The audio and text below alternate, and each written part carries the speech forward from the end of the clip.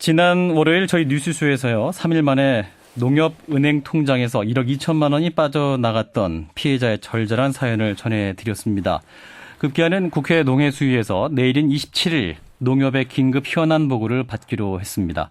하지만 아직까지 범죄 조직의 범행 수법은 밝혀지지 않는 상황입니다. 이 시간에는요, 보안 전문가를 통해 예상되는 범행 수법과 관리상의 문제점은 무엇인지 들어보도록 하겠습니다. 고려대 정보보호대학원의 원장이시죠, 임종인 교수 연결되어 있습니다. 교수님 안녕하십니까? 안녕하세요. 임종인입니다. 예, 우선 농협 해킹 사건을 접하셨을 텐데 텔레뱅킹으로만 썼었는데 1억 2천만 원이 빠져나간 상황입니다. 이게 정말 가능한 범죄인가요?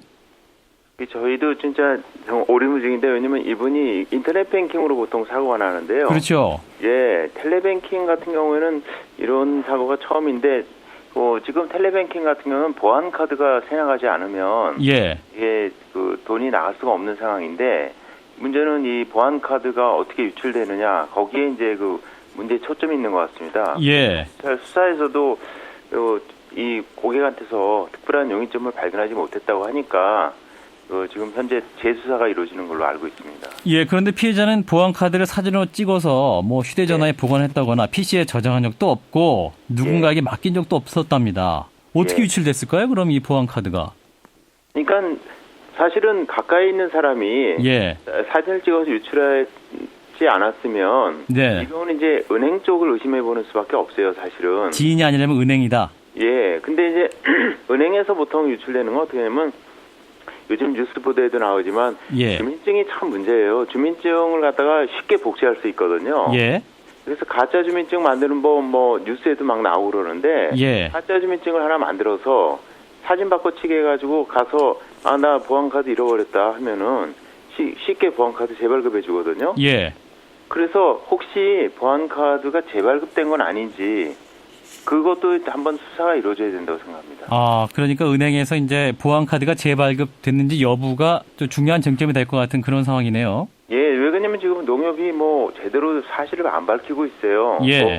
IP 주소로 접근했을 때 무슨 정보가 나갔는지 이런 여러 가지 사실을 속 시원하게 안 밝히고 있으니까 이런 부분도 아마 농협에 대한 조사도 같이 이루어져야 된다고 생각합니다. 예, 재발급된 상황도 이게 기록이 남나요? 당연히 남죠. 당연히 남는데 지금 농협이 하는 행동을 보면 굉장히 불투명한 면이 많아가지고 만약에 고객이 과실로 했다고 하면 이 문제를 이렇게 경찰이 2달간 수사했는데 안 나왔다든지 그럴 리는 없거든요. 왜냐면 주변 사람이 가져가거나 본인이 하지 않으면 안 되는데 주변 사람에 대한 조사도 당연히 했겠죠. 그런데 용의점이 안 나왔으니까 아마 봐야겠지만 농협에 대한 수사도 같이 이루어져야 된다고 생각합니다. 예, 수사가 더 진행돼야 될 것 같고, 아까 이제 IP 주소 말씀하셨는데요. 이제 사건 직전에 은행 사이트에 접속했던 IP 주소가 있답니다. 그 두 군데를 보니까 119.50으로 시작하는 IP 주소였다고 하는데 이게 어디 주소인가요? 예, 저 중국 길림성 쪽이라고 알려져 있는데요. 그쪽 있더니 119.50 하면 뒤에 이제 붙는 것까지 하면 한 6만 5천 개 IP가 있는데 이쪽에서 이제 여러 번 불법 해킹 시도라든지 있고 그래서 금융결제원에서 이제 이 지역은 조심해라 하고 경고령을 내렸거든요. 그래서 이제 많은 은행들이 그쪽 대역 조치를 아직 막아버렸어요. 근데 이제 농협은 불편하다는 이유로 그걸 차단 조치를 취하지 않았는데 이 IP로 접근을 해서 또 무슨 정보가 나갔는지 그건 농협이 또 특별한 거 나간 거 없다는 식으로 지금 밝히지 않고 있어서 농협이 이제 그런 어떤 불투명 그런 게 있어가지고 한 번 더 살펴봐야 된다고 생각합니다. 보도를 보면 이제 금융결제원에서는 지금까지 이런 IP가 문제가 되니까 90차례 가깝게 이제 금융계에 경고를 했는데 농협은 그러니까 별다른 조치를 안 한 거 아니에요? 그러니까 농협이 좀 문제입니다. 그렇게 여러 번 사고를 당했으면서도 지금 이게 일하는 거 보면 정말 이 회사가 이 은행이 사고를 당한 회사가 맞는지 의심스러울 정도로 하는 대응을 보면 한심해요. 그래서 농협에 대해서는 좀 특단의 조치가 필요하다고 생각합니다. 특단의 조치라면 어떤 걸 말씀하시나요?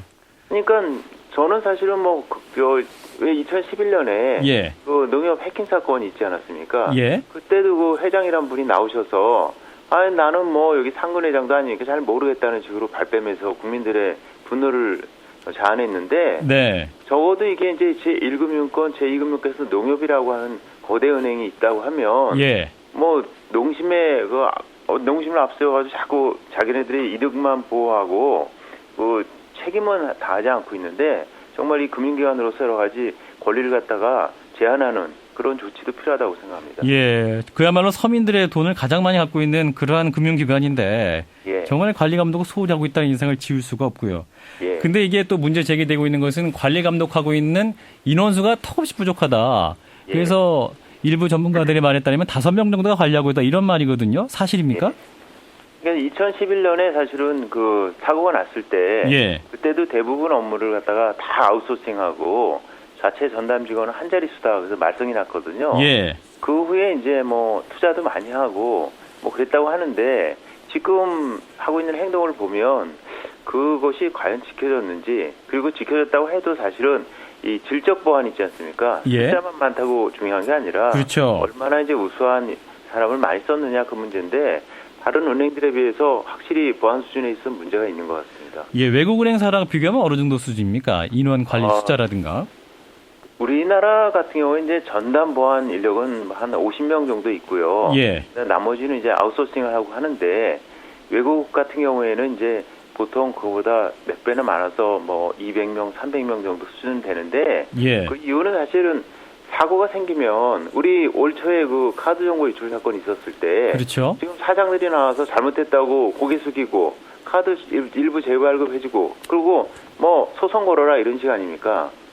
그런데 이제 그 당시 같은 사고가 났던 미국의 타겟 같은 경우에 보면 예. 사장이 물러나고 사과한 건 물론이고 지금 집단 소송이 걸려 있습니다. 예. 그래서 집단 소송이 우리나라하고는 다르죠.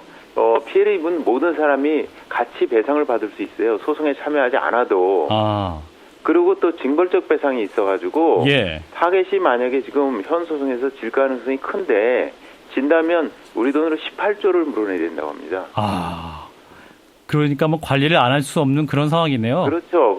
이제 뭐 은행을 포함한 모든 기업이 정보 유출 사건이 나오면 소위 말하는 돌연사를 하게 되니까 예. 막기 위해서 최선의 노력을 다하고 그 최선의 노력을 다한 것이 이제 나중에 책임이 있다고 해도 좀 일부 경감받을 수 있게 되는데 예. 우리는 니네 뭐 좀 그러면 소송해라는 식이고 이번에 농협도 사실 전자금융거래법에 의해서 자기들이 1차적으로 책임을 져야 되는데도 아니 뭐 우린 모르니까 돈 못 내주고 예. 필요하면 소송해라는 식이니까 예. 정말 무책임이 극치입니다. 예, 정말 무책임한 국내 금융기관들 이번 기회를 통해 좀 더 보완돼야 될 그런 상황인 것 같습니다. 여기까지 듣겠습니다. 고맙습니다. 고맙습니다. 고려대 정보보호대학원의 임종인 원장이었습니다.